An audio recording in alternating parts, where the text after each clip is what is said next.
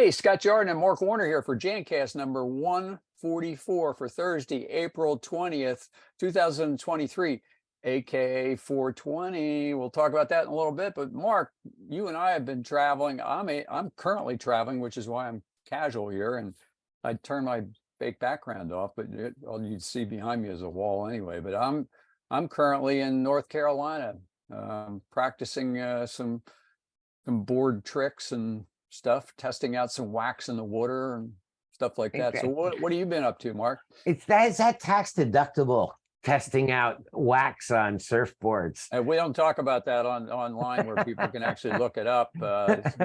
Otherwise, the IRS would be checking it. Well, we don't make wax for surfboards, so that would be, right. They would strike out on that. Research and development, definitely. R&D, I like that. Yeah, so I have been using the body wash that we make, a really good body wash. So that I've been doing research and development. Probably more information than people need, though. Yeah. However, we may have a reason to go into R&D at the end of this show as we're talking about the prominence of that date, today's date, April. Master segue there, Mark. Master segue. But anyway, I know you're traveling, and I just got back from last week being involved in Albany, New York, doing a ISSA certification class, a tactical class aimed at best practices on how to do things like floors and carpets and disinfect in restrooms and odor control and all those kinds of things. And it's fascinating because there is so much going on in the world where the thirst for knowledge has never been higher. Yeah. And I think that's part of the inherent advantage that people within the supply chain can take advantage of. That the supply chain used to just be a source of products, where the supply chain now is looked at as being more than a source of products. It's a source of education and knowledge. So part of what I was doing in Albany was taking it to that level, but literally 3 days of class, 21 hours of instruction, and a 3-hour exam. 3 hours. Wow. 3 hours. Some took longer. Very extensive exam, but the idea is that people want to know that they earned something, something of value, and something that you wouldn't get if you didn't get 21 hours worth of instruction and so on. So it creates a value for that certification. Kind of cool. But anyway, it opened up a lot of different doors for different folks. We got into all kinds of conversations, and this week I'm, as you know, in Chicago, doing a program at ISSA headquarters. Yeah. And that's a strategic supervisor program tied into the accredited auditing program, which we have taken to heart here at the Bowling Companies, doing our extreme cleanliness audit program. Yep. So just getting pulled in a lot of directions because people really want that kind of thing. So that's kind of what I've been up to, and it's been a lot of fun. The crazy stuff is that you go to North Carolina or you pop around the East Coast, and all of a sudden you catch the news and the stuff that's happening all over the world. Like, oh my gosh, there's a new Ebola-like virus. Yeah, great. Attacking people down in Guinea, Equatorial Guinea, and Tanzania, and the United States put out a travel warning to all American citizens, like basically don't go there, and if you go there, make sure your affairs are in order. Wow, that's a good warning. Yeah, that's all I would take. I'd change that flight to Alaska, please. So that'd be a damn good reason to go there, right? Yeah, really. But that got you and I thinking about, it's been a little quiet on the home front regarding all the things related to COVID. And as you and I were chatting a little bit earlier, it was only 3 years ago that the whole world changed, right? Yeah. And now we have the opportunity to look back, and you did a whole bunch of research on that.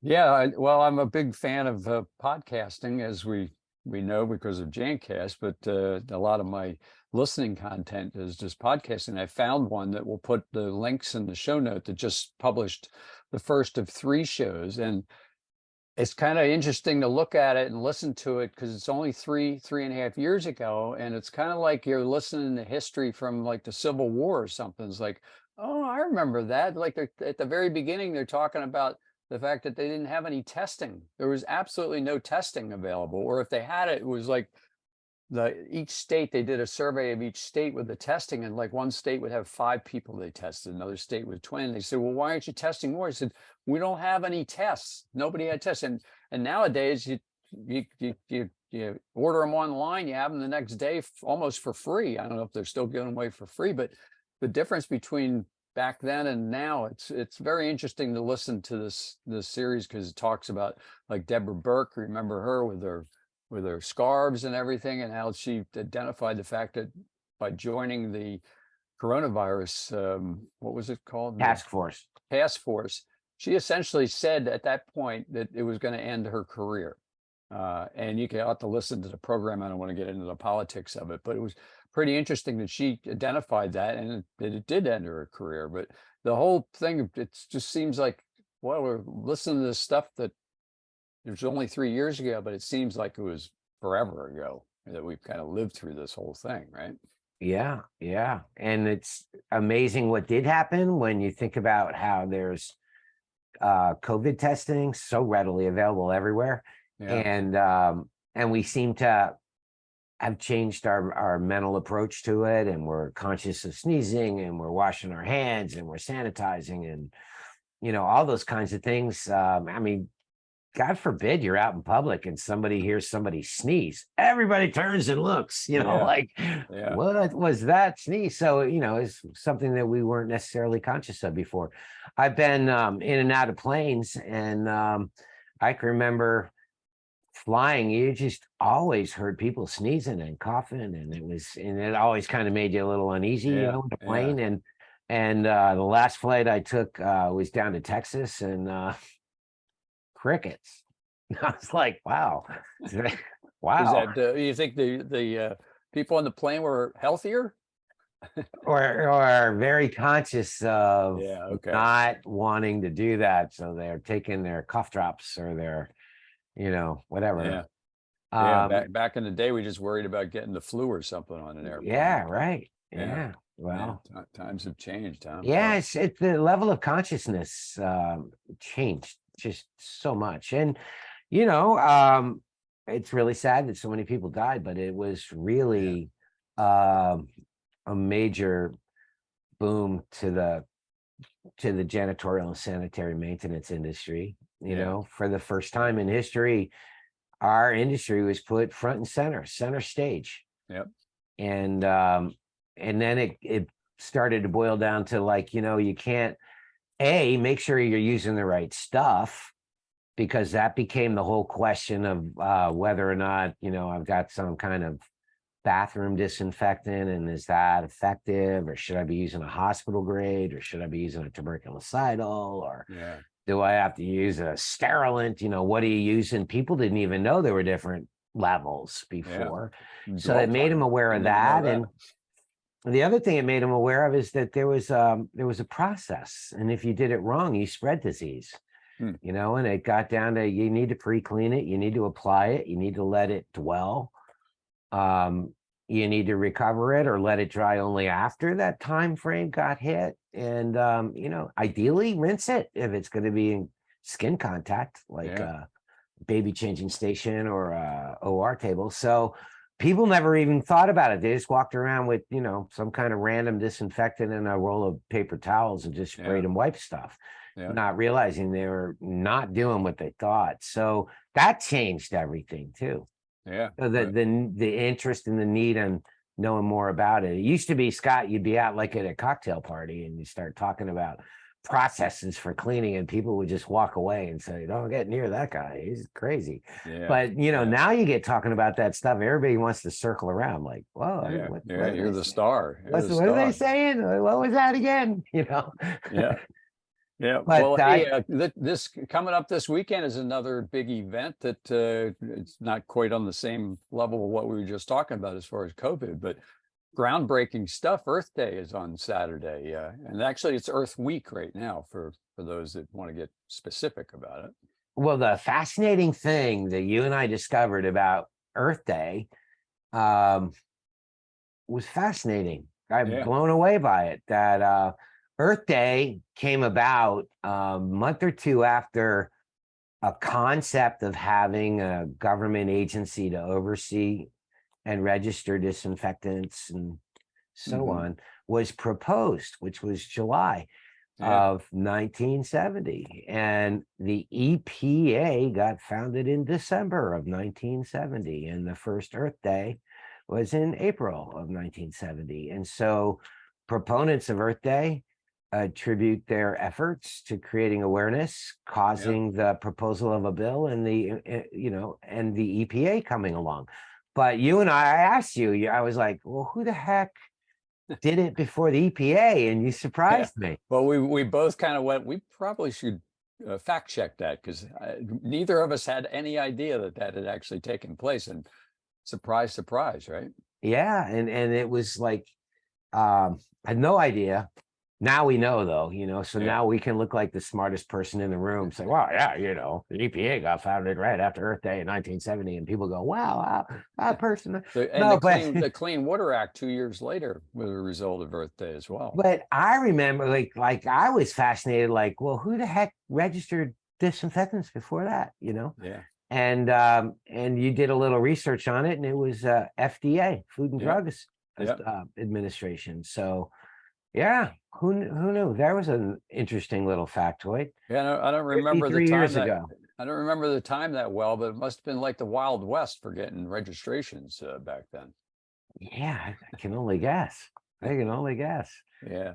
So some of those, there's a couple products out there grandfathered in. There's one for disinfecting mattresses that I guess probably came from that time period, because you could never get the same product approved now, but back whenever it must have been approved, and it just continues to that one product. But yeah. I think they call that the grandfather clause, right? Yeah. Yeah. So, Yeah. but the interesting statistic on Earth Day, Scott, non-essential, non-important factoid for you.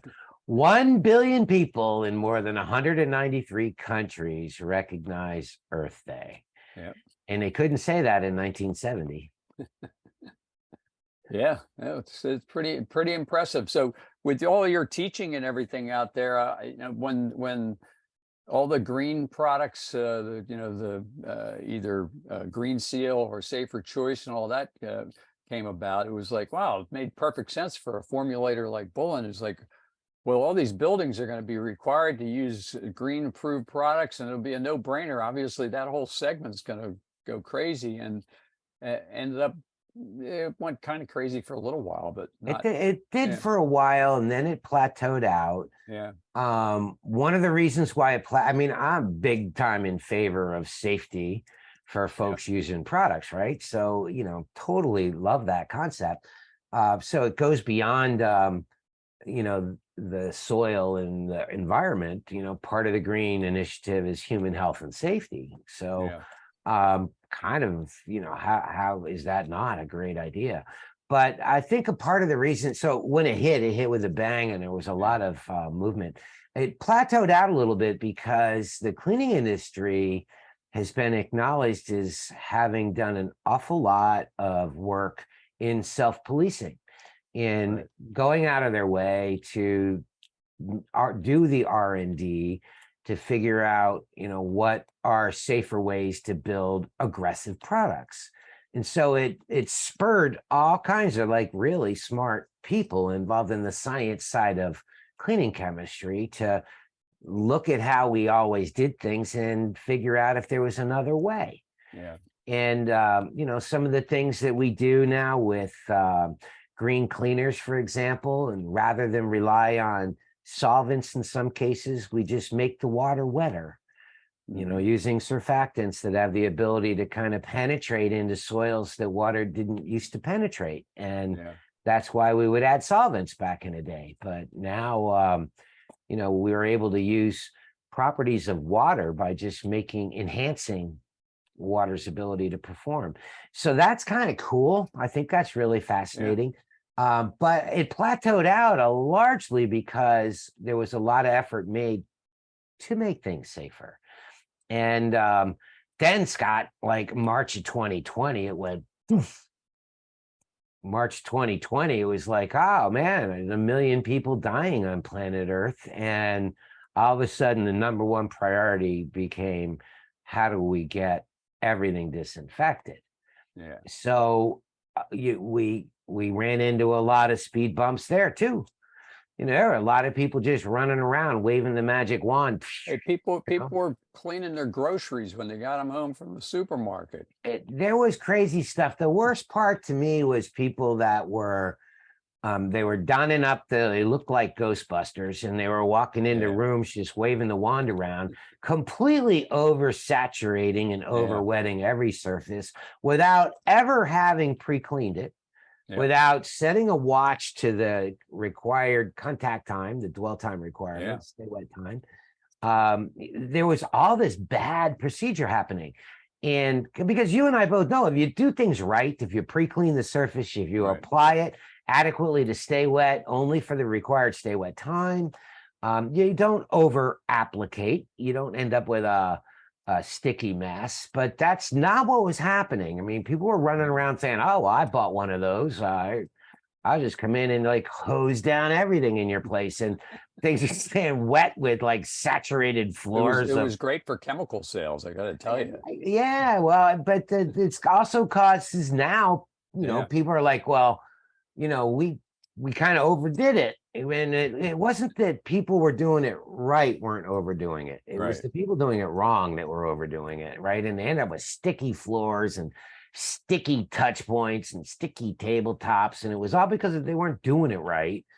But it's actually set in motion this new interest in the green, right? Like, how do we get back to extreme cleanliness? How do we maybe detoxify or get rid of all the residues that might have been left behind from people running around just not knowing what they're doing?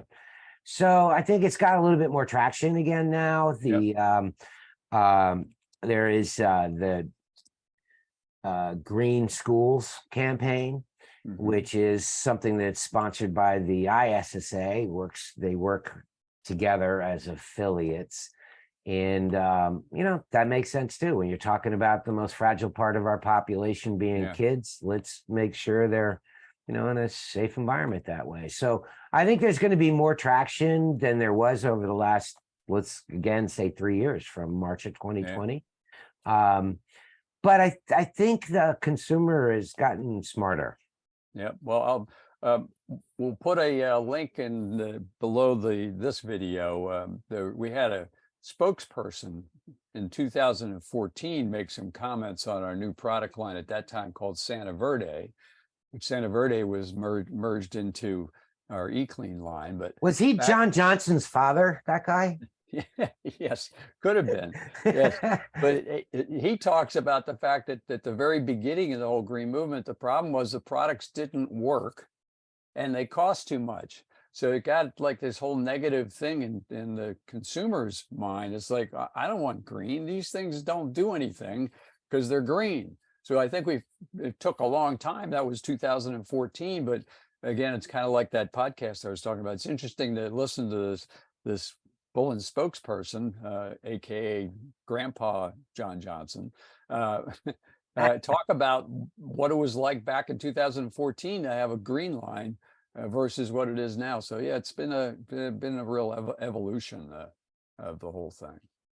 I think it's going to kind of get reignited a little bit. One of the things that is causing it maybe a little bit of an obstacle to getting that level of interest going again is that right now what people ask most about from a technical standpoint is the disinfectants. They want to use the right disinfectants. They want to use non-corrosive disinfectants. They want to attack their floor finish. They don't want to leave residues and all that. And disinfectants are not certified by the EPA as green. They don't meet the safer choice criteria because they have an agent in it that kills things. Yeah. And like, luckily, the things it kills is Right. like things that can kill you, Right. the bad bacteria.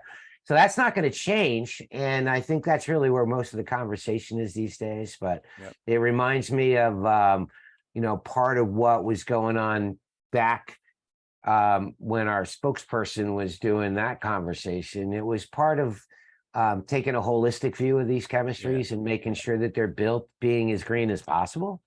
And I think that's what comes up the most, Scott, now in the training classes is conversations about disinfectants, but the fact that some are really corrosive and nasty, right? And others can be built to be pretty sophisticated, non-corrosive, and makes them a lot safer to work around. And some disinfectant agents have been banned. Because they were so aggressive and nasty. So all that's kind of where I think it ends up going. Yep. Well, nice But it chatting with you, also, Mark. Now that we're back, let's not forget 420 is today, coming up today. Today is 420, and we're going to have a brand new product announcement that will be rolling out today, this afternoon, and then you'll get more info in the future about it. Because what do we call it? Blatant product placement, BPP. So that was a subtle BPP, right? Yes. So those that are in the know that 420 can represent the date, which we just talked about. It can also represent a time. And it represents the start of something that continues to this day. The 420 day. Yeah, it's been a long time, right? 70s, I think, right? Yeah, maybe right around Earth Day. yeah, coincidentally. Okay, well, I think we went over a little on the time, but we haven't talked in a while, so hopefully everybody enjoyed the program, and we will see you in a couple weeks then, and safe travels for those that are still traveling like me. Thanks, everybody. See ya.